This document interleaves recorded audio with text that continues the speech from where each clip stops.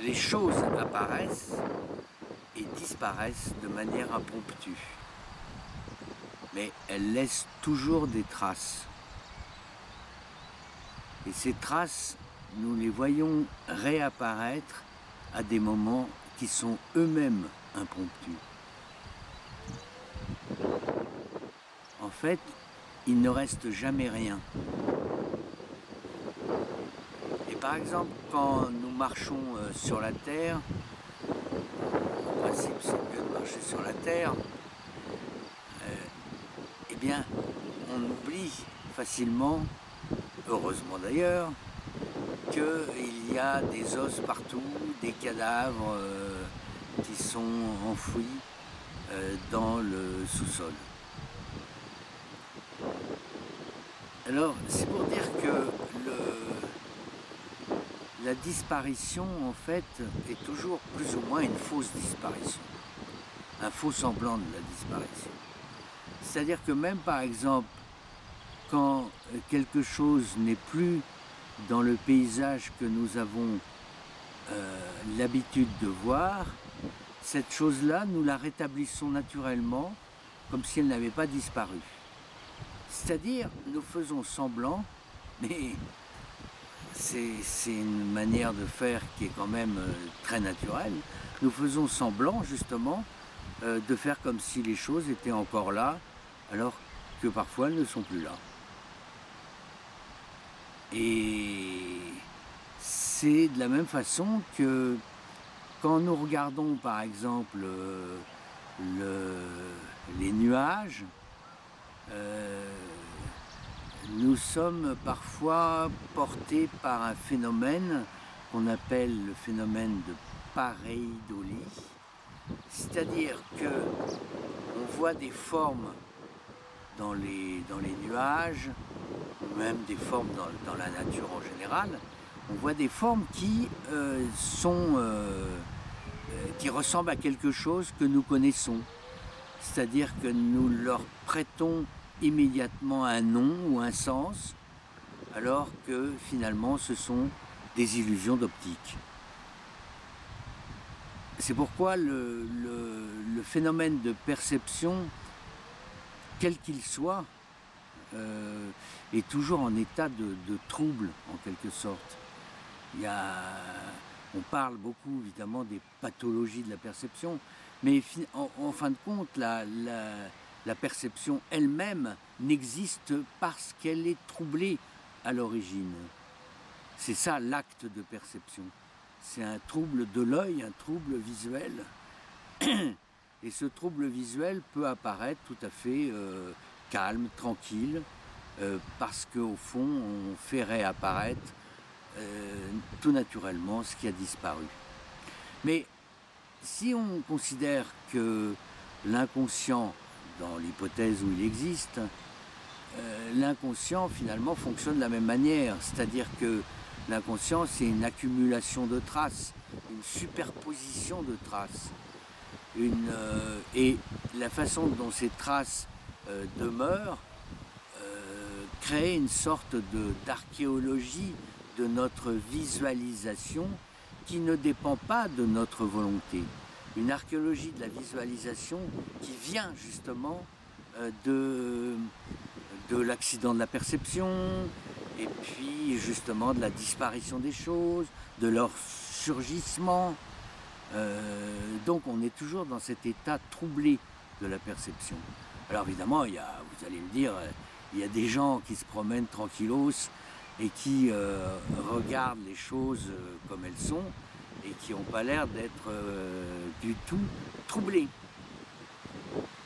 Mais en fait, c'est des troubles intérieurs et qui ne sont pas forcément liés à ce qu'ils sont en train de regarder. Alors, c'est intéressant de voir comment, au fond, la disparition des choses, elle se fait sans vraiment se réaliser complètement, c'est-à-dire il n'y a pas d'effacement réel.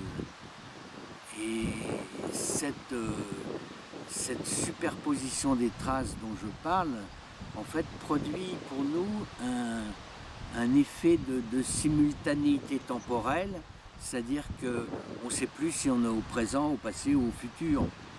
Il y a une sorte de confusion temporelle, mais qui est spontanée, qui n'est même pas un problème pathologique. C'est spontané, c'est une manière esthétique aussi de voir le monde, de voir ce qui nous entoure. Cette simultanéité temporelle, elle nous permet en quelque sorte de rêver, d'avoir justement dans la vision des choses la possibilité de les rêver. Mais cette force quand même, c'est là où je voudrais insister, c'est que cette force d'absence de la disparition qui nous tient comme ça, cette force d'absence de la disparition fait que, au fond, toutes les traces qu'on garde et qu'on veut rendre visibles ne sont pas forcément des effets de la conservation. C'est-à-dire qu'on essaye aujourd'hui, avec la patrimonialisation dans laquelle on vit, de conserver des vestiges, de montrer, de les rendre visibles, etc. Mais au fond, tout ça, c'est quand même, ça fait partie de l'invisible dans la visibilité, c'est-à-dire de ce qui n'est pas vraiment désignable, reconnaissable dans l'acte de visibilité. Voilà, et moi ça m'a fait penser à tout ceci me fait penser quand même à une petite chronique que j'ai voulu écrire il y a quelque temps, parce que ici même, là où nous parlons, il y avait un wagon. On ne le voit pas évidemment, on ne le voit même plus du tout, mais il y a seulement 3 semaines il y avait un wagon. 3 semaines, c'est pas beaucoup 3 semaines. Et ce wagon, il est resté pendant plus d'un demi-siècle ici. Et donc, j'ai écrit un petit texte que je vais vous lire, que j'ai appelé « Rare comme le merle blanc ». Le merle blanc, une fois qu'on l'a vu, on s'en souvient toujours, parce que tous les merles sont noirs, tout simplement. Hier, j'avais vu une dernière fois le wagon des années 30 échoué depuis si longtemps au bord de la Blaise, à la sortie d'Arnancourt. Il semblait s'être décroché d'un train, ayant quitté les rails pour atterrir là tout seul dans un bout de champ. Sa présence majestueuse venait du mystère de son abandon, de son éloignement d'une gare, comme s'il s'était perdu et qu'il avait décidé de ne pas aller plus loin ni de revenir en arrière. Hier, je l'avais vu démanteler, ses vitres retirées, son armature mise à nu, prêt à disparaître. Aujourd'hui, je le regarde en train de se consumer après avoir été la proie des flammes.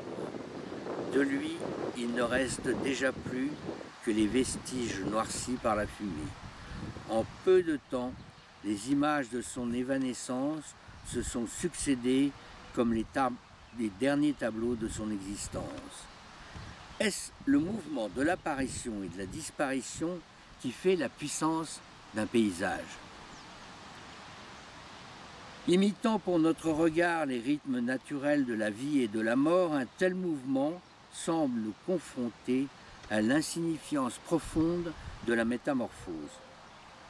Ce qui nous émeut, ce qui demeure à peine perceptible, ce qui nous laisse penser qu'il ne s'est presque rien passé. Parfois, ce qui a disparu dans un paysage que nous sommes habitués à voir demeure encore là comme une image qui ne s'efface jamais. Quand nous avons vu une seule fois un merle blanc dans toute notre vie, celui-ci reste étrangement présent parmi les merles noirs que nous observons tous les jours. La rareté de l'image crée sa pérennité. Susceptible de toujours réapparaître, l'image unique, tel un tableau, devient un écrin de la mémoire. Il faut se rendre à l'évidence, même si elle est paradoxale. Ce qui dure, ce qui en somme forge la mémoire, et ce qui a déjà été frappé par la disparition. La rareté n'est pas établie comme la valeur exceptionnelle des choses, elle est d'abord le fruit, pour ne pas dire la conséquence, du mouvement de la disparition qui fait naître ce qui persiste, qui engendre une durée imperceptible. Habitués à désigner le durable tel un développement de la nature, nous risquons de perdre le sens de la traversée de la mort dans le vivant. Quand on dit communément que la vie est un bien précieux, n'est-ce pas le vivant qu'on porte au nu plus que la vie elle-même?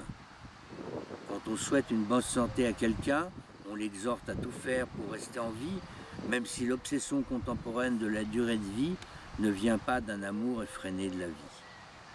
Le mouvement de la disparition oblige à reconnaître dans l'évanescence des choses une certaine noblesse de la mort qui donne curieusement sa beauté au vivant. Et voilà, et de là, il ne reste plus la moindre trace apparente, en tout cas, du wagon. On ne peut pas imaginer ici qu'il y a encore un wagon. Pourtant, il reste des vestiges et curieusement, on pourrait croire qu'ils sont romains, ou gallo-romains par exemple. Enfin, j'exagère, c'est sûr, j'exagère.